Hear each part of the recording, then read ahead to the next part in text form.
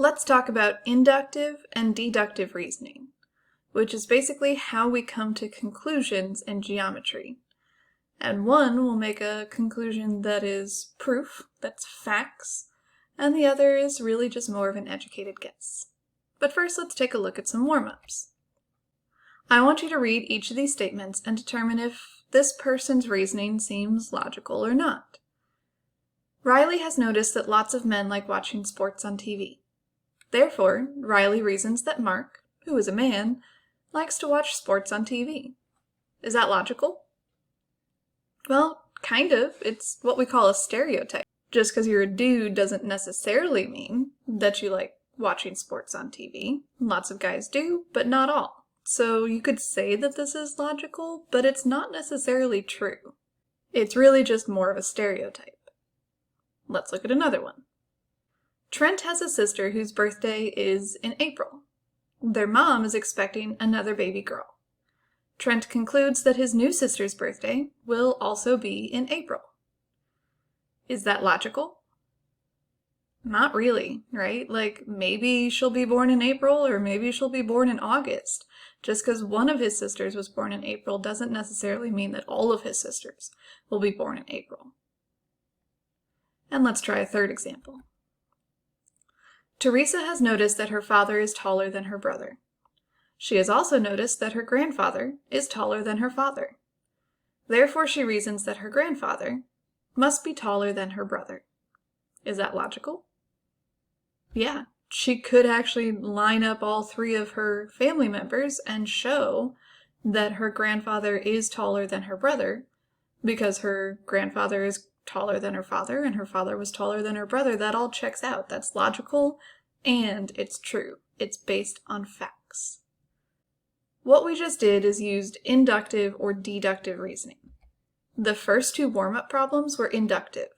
You looked at a pattern and you made a guess based on what you saw. And your conclusion may or may not be true. But the last warm-up problem is what we call deductive reasoning. You're looking at facts or definitions, things that you can actually prove are true to come to a logical conclusion. And in this class, we're going to be using deductive reasoning. Our goal is to use facts and definitions and properties and theorems to make logical arguments that are unable to be proven false. Inductive reasoning is another word for an educated guess. An easy way to spot it is if you can provide a counterexample. Deductive reasoning is another word for proof, and it is not possible to provide a counterexample. So let's look at some examples and determine who's using inductive reasoning, which is an educated guess, and who's using deductive reasoning, which is proof. So we have two little stories here about Henry. When Henry goes to his aunt's house, she makes him lasagna. Henry is going to his aunt's house tonight, so he concludes that he will be eating lasagna for dinner. Henry also knows that water boils at 100 degrees Celsius. The water in the pot that his aunt will put the lasagna noodles in is boiling. Therefore, he concludes that the temperature of the water must be at least 100 degrees Celsius. One of these stories he's using inductive reasoning, and one of them he's using deductive reasoning. Which one is which? If you said the first was inductive and the second was deductive, you're correct. In the first story, he's just noticing a pattern about what happens when he goes to his aunt's house. But it's not a law that she has to make him lasagna for dinner. She could be feeling lazy tonight and order them a pizza. That would be a counterexample for this story, and therefore it's inductive reasoning. It's just an educated guess based on a pattern. Whereas the second little story is based on a law of science. It's a fact. Water boils at 100 degrees Celsius. So if the water in the pot is boiling, it has to be at least 100 degrees Celsius. Therefore, he's using deductive reasoning. Let's try another one. Natalie knows that Ben is older than Charlie. She also knows that Charlie is older than Paula, so Natalie reasons that Ben is older than Paula. Okay, now we have Rachel. Rachel knows that Abby is a sophomore and Tyler is a junior. All the other juniors that Rachel knows are older than Abby. Therefore, Therefore, Rachel reasons that Tyler must be older than Abby. So who's using inductive reasoning and who's using deductive reasoning? Well, Natalie is using deductive reasoning because all of the information that she's basing her conclusions on are facts. She could actually write down their birthdays and prove that someone is older than the other person based on when they were born. There's no way to provide a counterexample for her conclusion, therefore it's deductive. Rachel, on the other hand, is just looking at a pattern that juniors typically tend to be older than sophomores.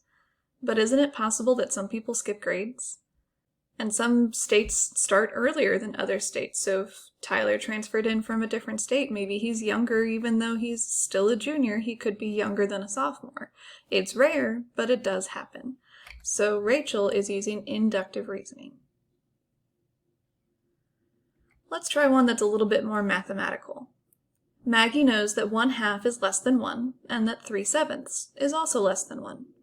She also knows that 1/2 and 3/7 are fractions.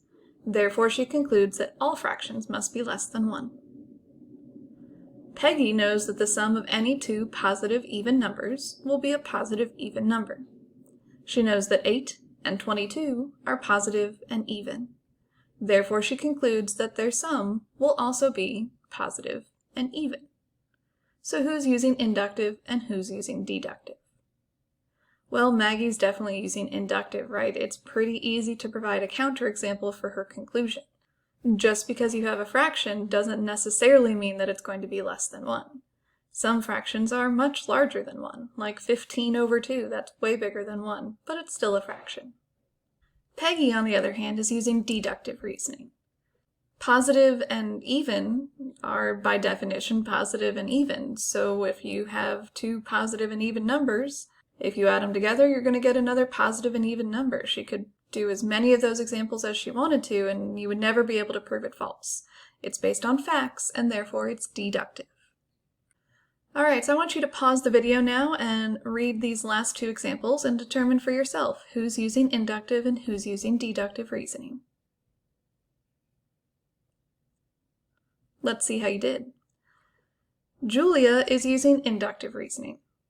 Just because she sees a quadrilateral does not mean it's definitely going to be a trapezoid. She could be seeing a square, or a rectangle, or a rhombus, or a lot of different kinds of quadrilaterals. It's not necessarily going to be a trapezoid. Kyle, on the other hand, is using deductive reasoning. Based on the properties of what we know about squares and rectangles and quadrilaterals, since a square has 4 sides, it automatically has to be a quadrilateral. One way to tell the difference between these two on this example in particular is that Julia went from something general, like a quadrilateral, and made it more specific, like a trapezoid. You can't really go that direction and guarantee that you're going to be right. Whereas Kyle went the other direction. He said something specific, like a square, and made it more general, which would be a quadrilateral. And in this case, that worked out. Since squares happen to be a 4-sided figure in which all 4 sides are congruent and all 4 angles are congruent, well, part of that definition was the general definition of quadrilateral, that it had 4 sides.